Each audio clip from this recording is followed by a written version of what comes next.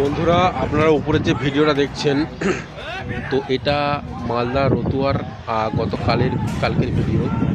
কারণ দেখতে পাচ্ছেন কিভাবে এই সমাজের এক প্রকার শ্রেণীর মানুষ, যারা মানুষ বললেও ভুল হবে, এরা অমানুষ, যারা মাদ্রাসা শিক্ষায় শিক্ষিত, যাদের মান নেই পশু নেই, এদের বলা যায় মানুষ নয়। বন্ধুরা, এরা দেখুন কীভাবে বৃষ্টি করছে।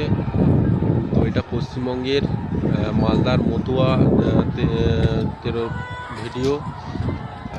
তো পুলিশ দেখুন দাঁড়িয়ে আছে, কারণ এদের প্রভাব এতটাই যে পুলিশ প্রশাসন এদের কিছু করতে পারছে না।